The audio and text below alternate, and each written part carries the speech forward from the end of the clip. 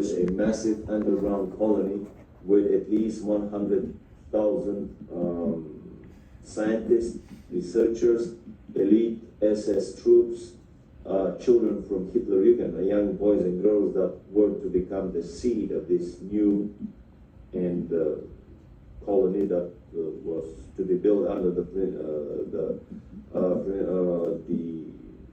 principles of the super race selection.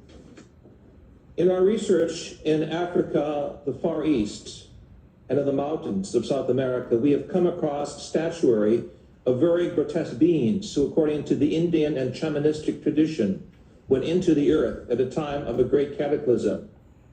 If we take Atlantis as a model for survival, it is clear in the folklore and literature of the major continents of our planet that some of the races went into the earth.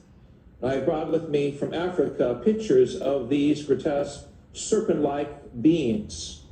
Many of them correspond to the extraterrestrial reports and photographs of some of these so-called snake people or serpent people.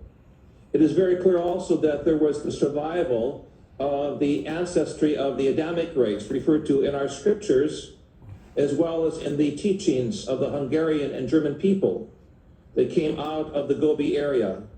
It is in this area of Lap Nor that we have recently found evidences of an earlier European type humanity that did survive some type of cataclysm according to the myths of the Far East.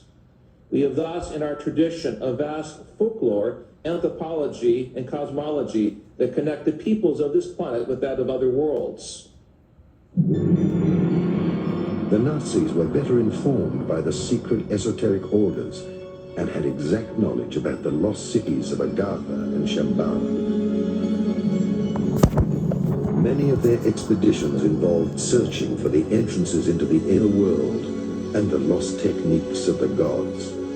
That is, UFOs, the Ark of the Covenant, and much more. Thus, films like Indiana Jones are not mere fiction. German expedition in search of Agartha. Some esoteric correlations of the 19th century and of the Third Reich are hidden nowadays under a veil of the past. Thus, only some isolated relationships can be uncovered.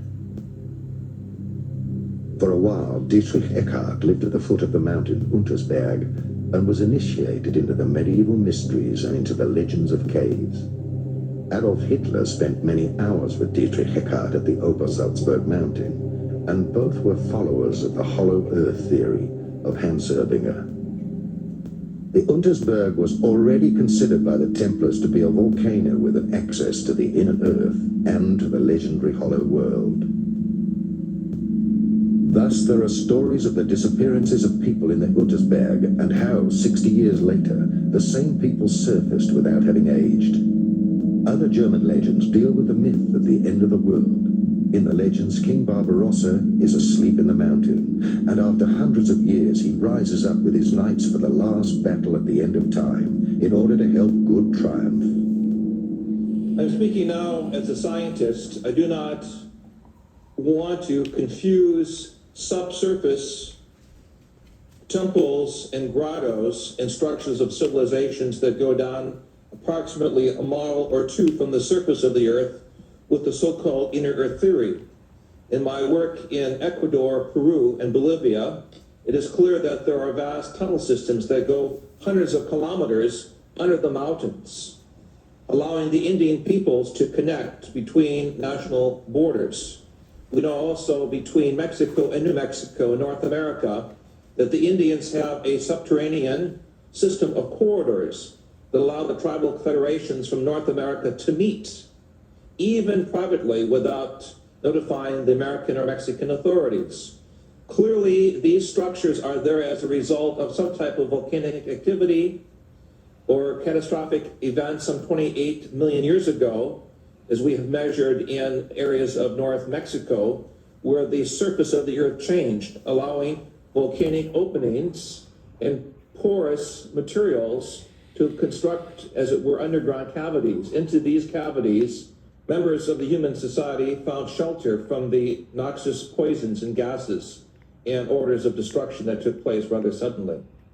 If we look at our planetary system, there's an obvious grid of underground cavities from the areas of the Gobi areas of Central Asia to the areas of Malta in the Mediterranean to areas even of the mountains of Untersberg in Central Europe, Mont Blanc, Jungfrau, to areas we have specifically worked with seismology in central North Mexico and also areas of the Andes.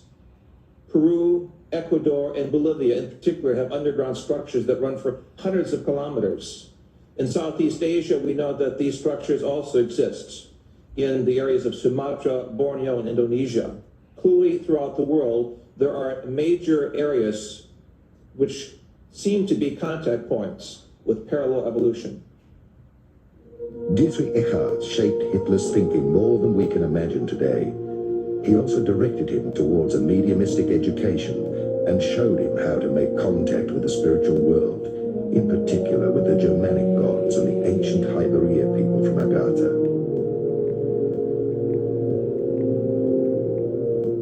Thus, the leader became a guided one who communicated with the spiritual world and the masters of Agartha.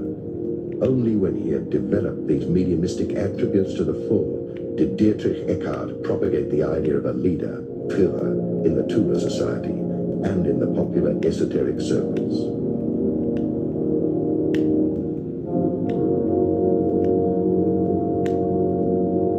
Already in the First World War, the German military sent various expeditions, which later were known as German colonies.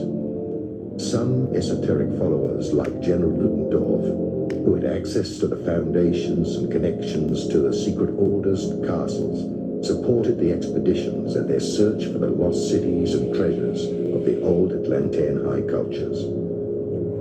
In the early 20s, in a privately financed expedition, Edmund Kiss explored various regions of South America and discovered a wide-ranging system of caves with an opening to the inner earth.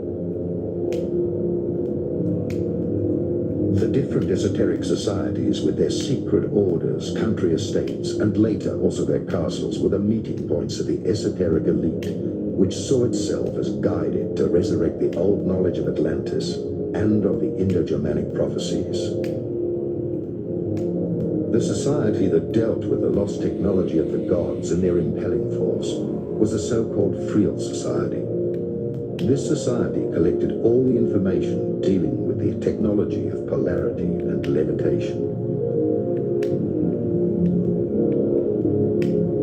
When the National Socialists came to power and the old leagues and alliances had accomplished their duty, the esoteric followers of the time began to carry out their expeditions at the state's cost. Various secret working circles financed by the Third Reich were established.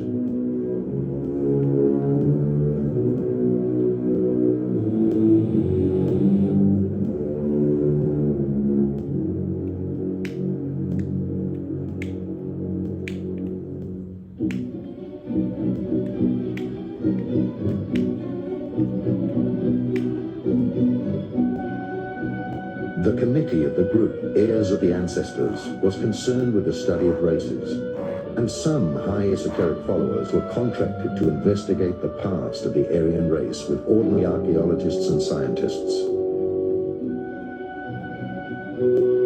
Many Third Reich expeditions were initiated through the orders and foundations.